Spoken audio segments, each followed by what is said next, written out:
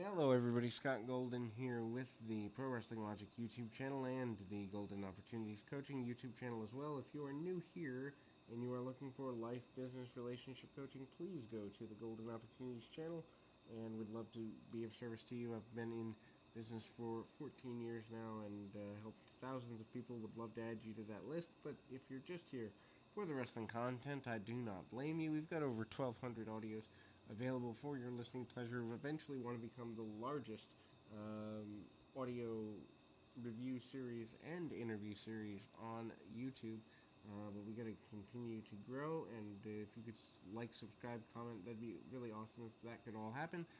We moved to the May 1st, 1993 edition of WCW Saturday Night, the Black Hearts, which I believe are Gangrel, David Heath, and Tony Nash, who were in the UWF for a little bit, in an enhancement match here. They are in black hoods, meaning masks, and black and white tights, really basic stuff. We see some, side Russian leg sweep type stuff, and really basics there. Um, Irish whip, and ultimately attempt of the sunset flip by the babyface enhancement talent. Doesn't get what he wants on that. Obviously, the Blackhearts do end up working together. They send the enhancement talent to the outside. Hard to tell the two men apart as they are in identical gear. Other enhancement talent comes in, gets backdropped for a little bit. Blackheart's only here for maybe, I don't know, half a dozen matches or so over a 2 or 3 month period. They do eventually get a victory, and they throw up kind of a heart level gang sign. They do get the victory there. Paul Orndorff out next, complaining about being called Paula. Not a fan of that. And that is kind of awkward here. The last national exposure of the Junkyard Dog here in a tag team match with newly signed Jim the Anvil Neidhart. I assume that happens because Davey Boy Smith, aka the British Bulldog, had been signed around the same time as well. They face off against the tag team of Chick Donovan and Rip Rogers. Rip Rogers, of course, the head trainer for many, many years, probably about a decade and a half, if not longer, at the OVW school, producing some of the best talents of the last 2 decades or so. Anyway, Junkyard Dog does not look good here. However, you wouldn't know it if you didn't know what you were looking for, because Rip Rogers bumps all over the place for him. Hip tosses, body tosses, and some diving headbutts by the Junkyard Dog. Obviously, Dog retires from national competition later in the year. Takes a couple of bookings in 94 and 95 before being unceremoniously killed in a motor vehicle accident in 1998. But anyway, Jim Neidhart in there, and he doesn't look that much better either. Honestly, don't quite understand what causes them to bring these guys on except name value and trying to salvage the company.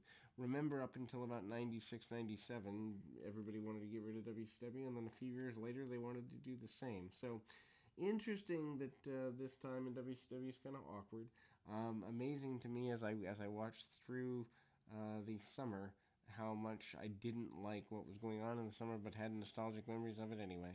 Junkyard Dog hits the thump power slam in the middle of the ring and gets a victory, or would have gotten a victory, but he allows Jim Neidhart to come in with almost like a Cobra Clutch style hold, awkwardly, and Neidhart gets the victory.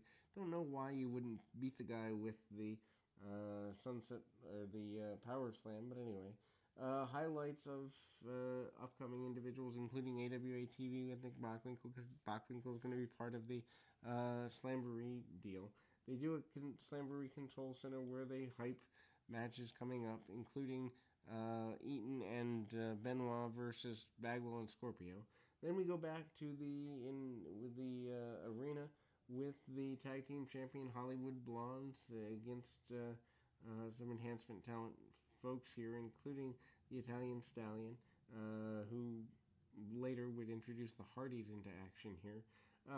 Pillman and Austin, doing typical heel tactics. Worth going out of your way if you want to learn the nuances of heeldom at any point. Anyway, both Austin and Pillman, even though they are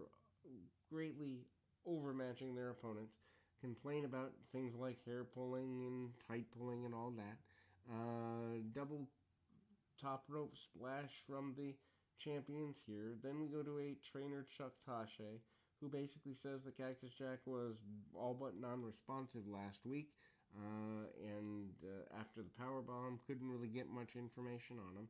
We go back to the arena for another enhancement match. This time, Scott Norton out again. Norton looks like $1,000,000.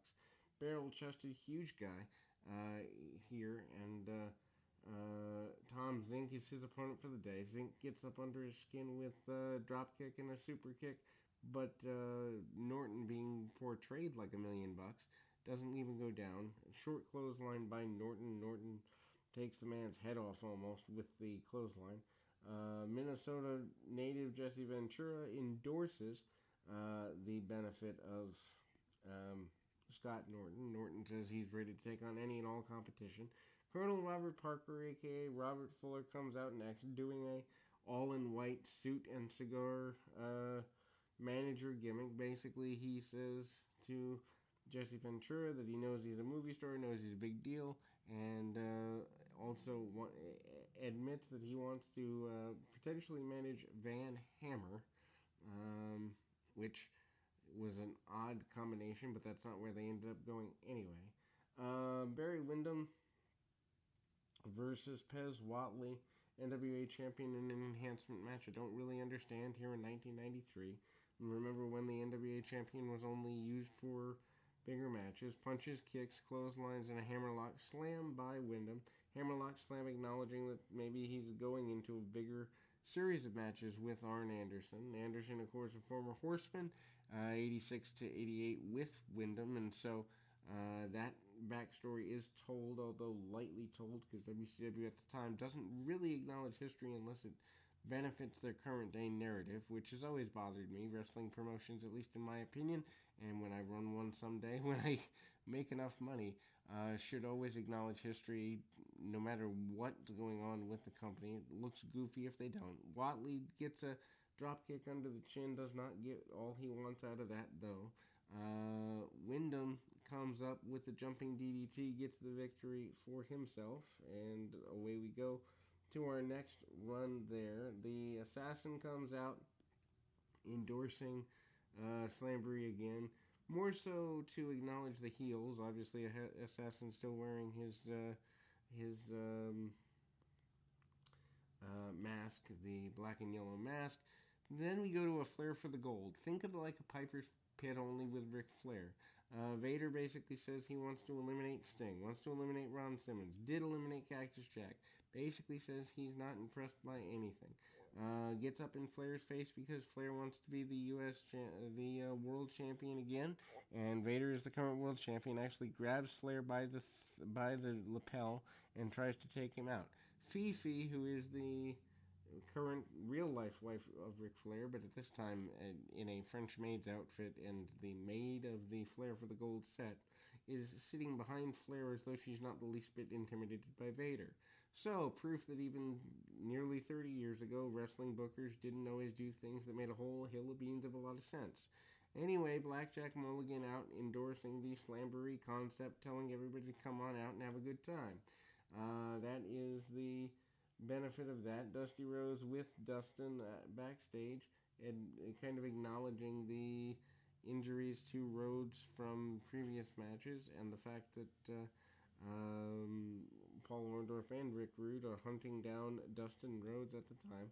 Rhodes finally coming into his own, and I would say by the end of 1993, he knows who he is truly as a semi-star, moving towards stardom or something like that. Anyway, we move into more action, including but not limited to a Texas Slasher, Shanghai Pierce, and the Wrecking Crew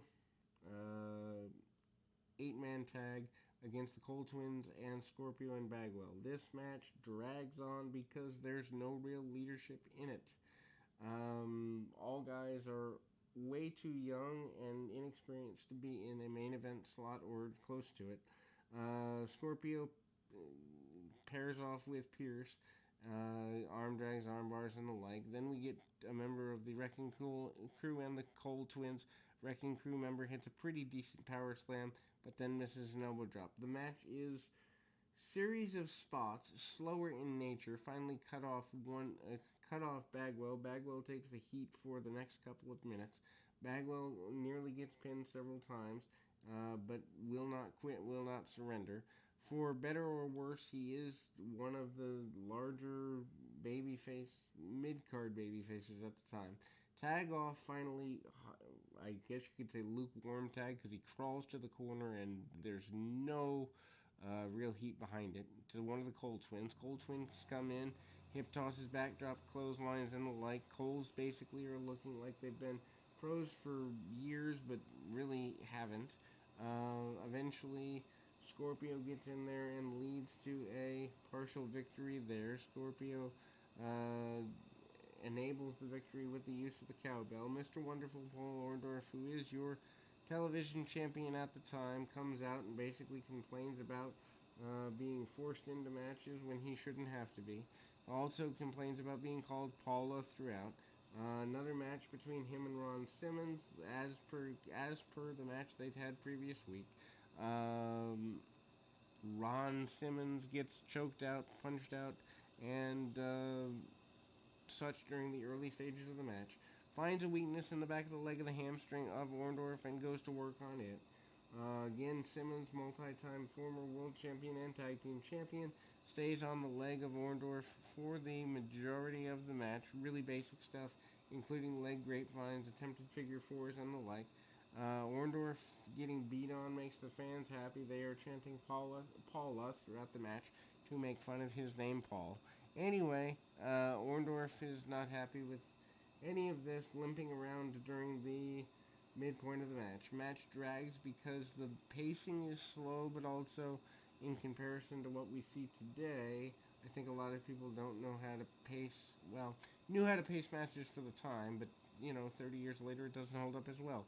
Shoulder tackle off the top rope across the ring by Simmons. Orndorff pokes him in the eye and produces something from his tights to get an illegal advantage.